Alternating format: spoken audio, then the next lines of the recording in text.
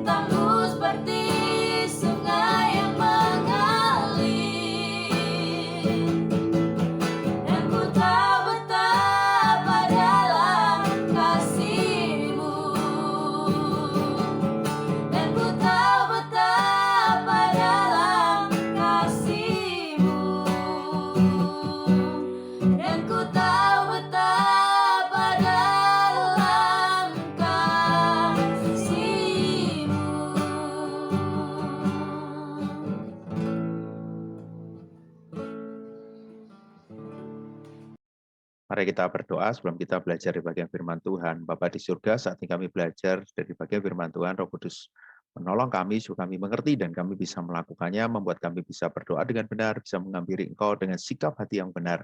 Di dalam nama Tuhan Yesus kami berdoa. Amin.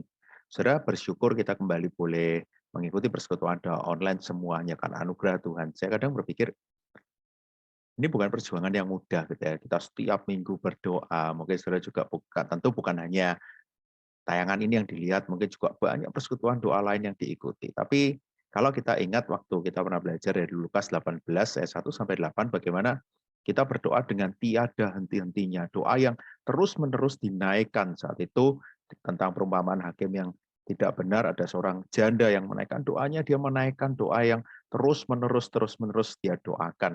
Yang menarik ketika kita baca Lukas 18 dan kita lanjutkan dari ayat 9 sampai 14, kita akan menemukan satu pengajaran yang luar biasa. Betul doa itu harus terus-menerus. Betul doa itu harus menjadi satu kebiasaan yang kita harus kembangkan, menjadi satu hal yang menjadi lifestyle yang kita tahu ini penting dan ini yang harus aku lakukan. Tapi saudara, ada yang menarik, ketika kita doa terus-menerus, jangan kita melupakan bagaimana sikap hati kita ketika kita berdoa. Lukas 18 ayat 9, dan kepada beberapa orang yang menganggap dirinya benar dan memandang rendah semua orang lain, Yesus mengatakan perumpamaan ini. Yesus tahu ada orang-orang, yaitu orang Farisi khususnya, yang mereka berdoa, tapi mereka tidak punya sikap yang benar. Karena itu ketika para orang-orang ini yang merasa kayak aku sudah berdoa kok, aku sudah lakukan semua, bahkan aku melakukan itu dengan sangat tepat. Tapi Yesus mengajarkan kepada murid-muridnya, bukan itu yang seharusnya kamu lakukan. Ketika kamu berdoa, sikap hati seperti apa? Doa itu penting, tapi sikap hatimu itu juga penting. Yesus berikan satu perumpamaan yang menarik. Ada dua orang pergi ke bait Allah untuk berdoa, yang seorang adalah Farisi dan yang lain pemungut cukai. Gambaran yang menunjukkan, mungkin kita bisa melihat, ini orang yang secara keagamaan, secara kesalehan, dia itu semua benar, dia baik. Yang satu yang mungkin merasa aku orang berdosa dan aku tidak layak memenuhi kriteria orang saleh itu. Saudara, mungkin kalau kita gambarkan hidup kita, ini orang yang tiap hari mungkin pelayanan, yang rajin ke gereja, yang rasanya hidupnya itu sudah saleh banget gitu ya. Mungkin dia juga memberikan yang terbaik untuk pekerjaan Tuhan. Tapi mungkin kita merasa, aduh aku masih jatuh bangun di dalam dosaku. Aku kadang juga masih kayak malas ketika melayani itu, kayak ada perasaan-perasaan yang aduh aku kok nggak bisa sekonsisten itu, aku nggak bisa terus-menerus berdoa. Bahkan ketika kita berbicara persekutuan doa seperti ini aja, kita kan bilang, aku aja nggak selalu ikut, aku bolong-bolong. Saya nggak benarkan kita nggak ikut, tapi kita mau coba belajar dan bagaimana seharusnya kita miliki sikap hati yang benar. Kalau kita lihat di sini dilanjutkan, orang Farisi itu berdiri dan berdoa dalam hatinya begini, ya Allah, aku mengucap syukur kepadamu karena aku tidak sama seperti semua orang lain. Bukan perampok, bukan orang lalim, bukan pezinah, dan bukan juga seperti pemungut cukai ini. Aku berpuasa 2 kali seminggu, aku memberikan 1/10 dari segala penghasilanku. Saudara, dia menggambarkan tentang hidupnya dengan sangat baik, dan yang sedikit cukup ngeri ya. Aku mengucap syukur kepadamu karena aku tidak sama seperti orang lain. Bahkan tunjuk pemungut cukai ini. Dia merasa dia yang paling benar, tidak seperti orang itu. Aku sudah lakukan semua yang benar. Tapi kalau lihat orang satunya, pemungut cukai itu ya 13, tetapi pemungut cukai itu berdiri jauh-jauh, bahkan ia tidak berani menengadah ke langit, melainkan ia memukul diri dan berkata, ya Allah, kasihanilah aku orang berdosa ini. Nah, kalau kita lihat yang satunya, pemungut cukai ini, dia datang kepada Tuhan, bahkan dia tidak berani memandang ke langit, dia memukul dirinya dan dia merasa, aku tidak layak, aku tidak layak. Kalau kita lihat di sini, apa sih yang kita bisa lihat gitu ya? Yang menarik ayat yang terakhir. Aku berkata kepadamu, orang ini pulang ke rumahnya sebagai orang yang dibenarkan Allah dan orang lain itu tidak. Sebab barang siapa meninggikan diri, ia akan direndahkan, dan barang siapa merendahkan diri, ia akan ditinggikan. Saudara, kalau lihat ayat ini menarik ya. Ternyata Tuhan melihat hati kita. Dia membutuhkan satu hati yang sadar. Sebetulnya orang Farisi dan pemungut cukai sama kok di hadapan Tuhan. Mereka adalah orang-orang berdosa. Doanya nggak salah, tapi doalah dengan sikap yang benar. Bukan berarti, oke, karena orang Farisi yang sering berdoa itu salah, berarti sekarang aku nggak usah doa, ya itu salah. Kalau kita gambarkan pemungut cukai ini juga datang berdoa. Bahkan dengan sikap hati yang lebih luar biasa ya, dia tidak berani menengadah ke langit, dia sadar tentang dirinya, dia merendahkan diri di hadapan Tuhan, dan dia butuh belas kasihan Tuhan. Dia berseru, ya Allah, kasihanilah aku ini orang berdosa. Dengan kerendahan hati, dia datang menyadari dosanya. Dengan kerendahan hati dia menyadari semua hanya karena kasih setia Tuhan. Dan akhirnya dia pulang sebagai orang yang dibenarkan. Saudara, kita pun kalau kita punya status orang yang dibenarkan, itu karena Kristus sudah mati buat kita, sudah menebus kita. Itu kasih karunia Tuhan. Itu inisiatif Tuhan. Karena itu ketika kita berdoa, kita datang kepada Tuhan pemilik hidup kita. Tuhan yang berbelas kasih kepada kita, orang-orang berdosa. Tidak ada dari kita yang betul-betul baik. Saudara, mungkin orang lain akan lihat kesalehan itu, mungkin orang lain akan memuji kita. Tapi Tuhan tahu hati kita, saudara. Ketika kita berdoa, siapa yang jadi pusat di dalam hati kita? Mungkin kita berdoa dengan kesombongan kita. Mungkin kita berdoa tanpa melihat kalau Tuhan, ketika aku berdoa, aku mau dipakai Tuhan untuk melakukan satu rencana Tuhan yang besar. Dan aku mau lihat sesamaku, aku juga mau berdoa untuk mereka. Karena ketika pusatnya hati kita nggak akan bisa melihat orang lain. Kita tidak akan bisa berdoa untuk orang-orang di sekitar kita. Dan ketika kita hanya berpusat pada diri kita, merasa kita layak, kita benar, kita tidak akan bisa melihat Tuhan. Kita tidak akan bisa peka dengan apa yang menjadi jawaban doa itu. Kita tidak akan peka dengan apa yang menjadi kehendak Tuhan yang seharusnya kita lakukan. Karena di dalam doanya yang jadi pusat adalah aku yang benar, aku yang benar, aku yang benar. Aku sudah cukup baik kok. Aku sudah lakukan semua. Semoga kita berdoa dengan sikap hati yang benar. Kalau ayat 1-8 doa yang terus-menerus seperti janda itu yang terus berdoa.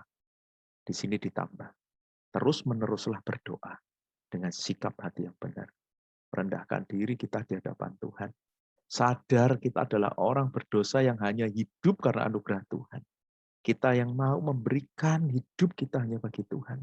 Doa yang minggu lalu kita juga bahas, menaikkan hati dan tangan kita untuk memuji Tuhan karena Dia Allah Tuhan yang besar. Kita doa dengan kerendahan hati dan yakin hanya Tuhanlah yang akan menjawab doaku. Tuhan yang terbaik, tahu yang terbaik untukku. Tuhan akan menjawab dengan waktu Tuhan yang juga yang terbaik. Mari kita berdoa. Saya mengajak kita berdoa untuk kita, bagaimana sikap hati kita selama ini di hadapan Tuhan.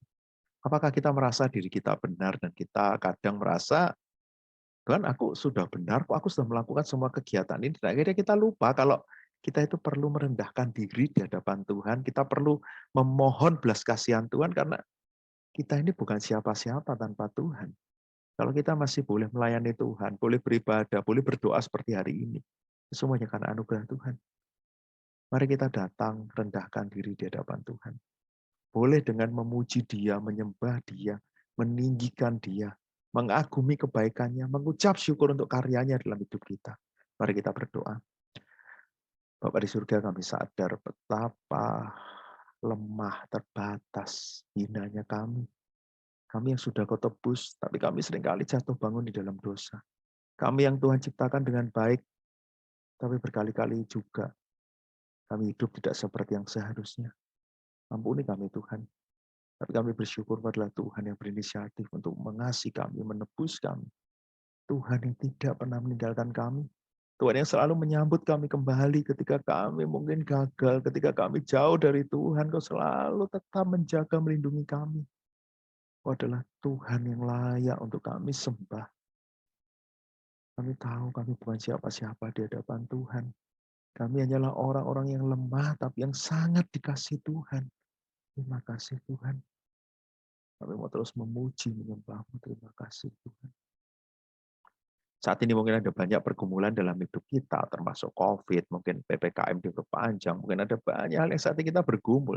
Tapi saya mengajak kita melihat, kita lemah, kita terbatas. Tapi Tuhan kita kuat. Kuasanya Dia bisa nyatakan. Dia akan menjawab yang terbaik karena Dia adalah Tuhan pemilik segalanya. Katakan segala kegelisahan kita, isi hati kita kepada Tuhan dengan keyakinan. Tuhan mampu, Tuhan berkuasa. Mari kita berdoa. Bapa di surga, saat ketika kami melihat keadaan pandemi, mungkin kadang kami lelah, kami putus asa. Kadang kami merasa COVID ini begitu mengerikan. Kami lupa, Tuhan berkuasa atas segalanya. Ampuni kami Tuhan. Biarlah kami sadar, Tuhan berkuasa. Tuhan tidak kalah oleh virus ini, Tuhan tidak kalah oleh hal-hal yang mungkin dikatakan orang, mungkin ada konspirasi, mungkin ada hal-hal yang di luar kemampuan kami. Apapun itu, Tuhan yang berkuasa. Bahkan ketika kami saat ini ada yang sakit dan mungkin kami juga bergumul dengan keadaan ini. Tuhan bisa selesaikan, Tuhan bisa sembuhkan kami. Ketika kami bergumul dengan pekerjaan kami, biar kami yakin Tuhan juga tahu, Tuhan bersama dengan kami, Tuhan akan tolong, Tuhan akan jawab seturut dengan waktu dan kehendak Tuhan ketika kami menaikkan doa-doa kami. Terima kasih Tuhan, bila kami sadar saat ini Kau ada, Kau tidak jauh dari kami. Terima kasih Bapa. Kita juga berdoa untuk ibadah kalau PPKM ini diperpanjang, tapi gereja boleh buka dengan jumlah yang terbatas. Mungkin ada beberapa gereja yang sudah mulai buka atau mungkin tetap mengadakan rekaman itu. Bukan hal yang mudah bagi gereja untuk melayani jemaat di masa ini. Kita terus doakan gereja-gereja Tuhan dan juga semua jemaat juga bisa terus bertumbuh di masa ini. Mari kita berdoa. Bapa di surga, kami juga mengucap syukur untuk cara Tuhan memelihara gerejamu. Kami tetap boleh bertahan, kami tetap boleh berjuang di masa yang tidak mudah ini. Tuhan memberikan kami hikmat kepada gereja-gereja untuk bisa membuat ibadah, persekutuan, ataupun kegiatan-kegiatan lain yang sebelumnya mungkin kami tidak pernah lakukan. Terima kasih Tuhan. Kami terus berdoa supaya gereja Tuhan terus diberikan hikmat dalam menjalankan setiap kegiatannya. Diberikan sukacita, diberikan kekuatan. Lindungi setiap orang yang melayani, jagai, jauhkan dari virus ini. Juga berdoa untuk semua jemaat, meskipun ada banyak keterbatasan. Biar ini tetap tidak menggoyahkan semangat mereka untuk mau belajar firman Tuhan, untuk mau bersekutu, untuk mau beribadah. Tuhan yang terus tolong. Terima kasih Bapak. Bapa di surga, saat ini hamba berdoa untuk setiap orang yang mengikuti persekutuan doa ini. Tuhan tahu apa pergumulan mereka. Biarlah kami sadar, kami bukan siapa-siapa tanpa Tuhan. Biarlah saat ini apapun yang menjadi pergumulan kami, dengan kerendahan hati kami mohon kekuatan dari Tuhan. Dengan kerendahan hati kami mau menantikan kasih Tuhan, anugerah Tuhan, kuasa Tuhan. Betul-betul kami bisa lihat, kami bisa rasakan. Karena itu Tuhan, biarlah ketika kami menjalani hari-hari kami, bukan keakuan kami yang berkuasa, tapi biarlah Roh Kudus yang berkuasa di dalam hati kami. Karena Tuhan sudah mengerjakan banyak hal yang besar dalam hidup kami. Tapi seringkali kami tidak bisa melihatnya karena kami fokus kepada diri kami. Biarlah apapun pergumulan saat ini, dalam pekerjaan, studi, pelayanan, relasi, masalah-masalah dalam keluarga kami, mungkin ketakutan-ketakutan kami, pergumulan kami di dalam dosa, mungkin masalah ekonomi, mungkin sakit penyakit yang kami alami. Bila kami sadar, memang kami berat, memang kami lemah, tapi kami punya Tuhan yang akan menolong, Tuhan yang akan menopang, Tuhan yang mendengar seluruh doa kami. Terima kasih Tuhan. Mampukan kami untuk terus datang kepada Tuhan. Mampukan kami untuk terus dengan kerendahan hati berserah penuh hanya kepada Tuhan. Terima kasih Bapa untuk persekutuan doa ini. Di dalam nama Tuhan Yesus kami berdoa. Amin. Bersyukur kita boleh mengikuti persekutuan doa, tetap semangat, tetap jaga kesehatan, tetap berjuang untuk dekat dengan Tuhan. Mengandalkan Tuhan. Tuhan Yesus memberkati.